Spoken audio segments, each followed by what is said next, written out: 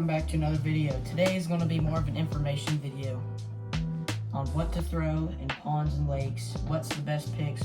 If you can only bring a few baits, these are good baits, like 5 to 10 baits you could fit in a box like this. And then a couple bags of plastics to throw in a little bag like this if you don't want to take a lot of tackle and only 1 to 2 rods. These are the baits that I would pick. Start off with ponds. Top water. Go-to is a frog. Can't go wrong with a frog. Most ponds have a lot of grass because they're around farmland and rows. The fertilizer runs down and algae and grass grows like crazy. Another one that I did not get out of my top water box.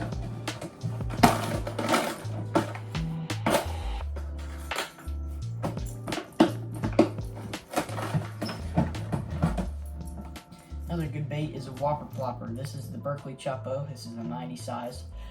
Probably for the ponds, probably a 75 size would do you best. But the 90, if you want to go for that big bite, the 90 would be good. Now for the middle of the water column, you gotta have a lipless with you always. If you ever go to a pond, have a lipless. This is a Strike King Red Eye Shad. This is a sexy shad color. This is the Bass Pro XBS series. This is a more of a bluegill pattern. You gotta have a lipless if you just want to, especially just cover water and see if you can get bit. If you want to go for something big, chatterbait. This is the mini original chatterbait, and this is the normal size original chatterbait. I like a white or a chartreuse and white, or a chartreuse, just straight chartreuse. Chartreuse is a really hard word to say. I'm just gonna say yellow. Yellow, white, straight white, or straight yellow is what I would recommend. And I have a 2.75 inch rage swimmer and a 4 inch Kitech on the back of each of these.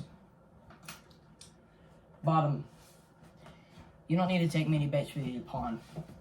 I like to throw, if the pond is clear, I like to throw a Strike King Bitsy Bug with some sort of small craw on the back of it.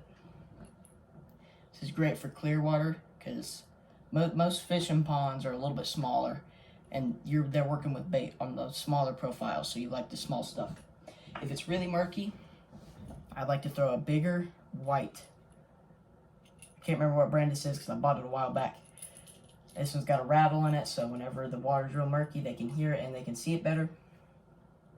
I like to throw a white. Plastics.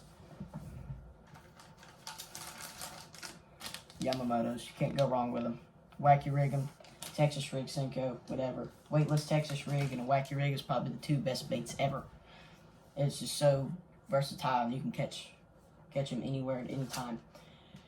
Mainly in the spawning season, the springtime, a bandito bug will do you some good, especially this white color. You can throw it on a bed. You can see that. You can see it good. You can see the bass pick it up, and you can see them going up to it, all that good stuff. Now, moving on to lakes. There's a lot more baits for lakes. Top water. I love a walking bait, especially when they're schooled up, feeding on a school of shad, and their shad are more toward the surface of the water. And you got a good size one of these. This is a monster bass walking bait. Throw this in the middle of that, and just walk it, pop it a few times, and let it pause. Bass will come up and grab it. Another one, whopper plopper. I would throw the 90 size in lakes, especially if you're looking for a big bite. 75 would work good if you want more quantity. Also a buzzbait. Buzzbait was really good in the fall. You can just cover water, throw it close to cover. I would throw a trailer hook on it. This is a Guggen Squad Hummer. Middle of the water column. This is the Monster Bass Jerkbait. This is good for late fall through the winter time. It's towards early spring. Get that good reaction bite out of fish. Swim it down to your size, pop it, let it sit for a second, and pop it again. Spinnerbait. This is our Booyah Premium Spinnerbait. I like a white and chartreuse or a straight natural with a Kitech or a trailer hook on the back. Also, crankbaits, square bills. Oh, dropped it in my pants. can't go wrong with square bill. If there's more bait fish, this is a Guggen Squad crankbait. I would throw more of a natural color. If there's more crawfish, especially with smallmouth, I would throw crawfish color. This is Rapala. Great baits. And then always, if you're having trouble getting bit, downsize. I have a smaller one of these tied on right now for me. And then I have a bigger one. This is my bigger Guggen crankbait. I also have a bigger crawfish by Strike King. Now, bottom. It's really one thing for me besides soft plastics to throw on the bottom. That's a jig. I like to go bigger. If the water's more clear, I like to throw a 1/4 ounce or 1/2 ounce. More natural green pumpkin color or a crawfish color. If the water's more murky, I like to go to 1/2 ounce to 1 ounce. This is a 1 ounce Strike King. And then you just throw this right in the middle of trees and hit fish on the head with it. They'll take it. Plastics. Again, can't go wrong with the Yamamoto. Curly tail worms on a Texas rig also are a great bait to have, especially to throw near cover and grass if you can weedless rig it. Flukes are another great bait to skip under docks. This and wacky rigs, especially in the summertime. Skip these under docks, let them sink to the bottom, then just pop them a couple times, try to get a reaction bite, or just see, especially with spotted bass. Spotted bass like to sit in the bottom and look up so the Yamamoto, as it floats down, they'll see it and they'll come up and grab it. If the bite gets tough, 2.75 inch rage swimmer on an underspin or a jig head is another great bait to throw. Now, rods and reels. Most people to ponds, they only take one rod. So the one rod for me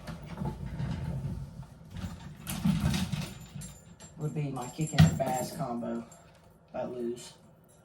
It's a great rod, medium heavy, 7-foot fast action. 5-to-1 gear ratio. It's just great rod and reel, especially for those chatterbaits. You can feel the humming of the chatterbait in the tip. Set your hook and you feel the bite. For lakes, I like to have at least two rods with me on lakes so you can switch between baits real quickly. I like to have a medium heavy fast or medium heavy moderate. And then for those big jigs and those spinner baits, I like to have a heavy. This is the Abu Garcia virtual connected rod. I got this for free at an event a couple weeks ago. I have two of them. I have a medium heavy and a heavy. Heavy, especially for this 1 ounce football jig. This is a 1/2 ounce spinner bait. They're great thrown on the heavy. So yeah, I hope this video helped you. If it did, please leave a like. That would be greatly appreciated. Also hit the subscribe button if you're new. And I'll see you next time. Peace.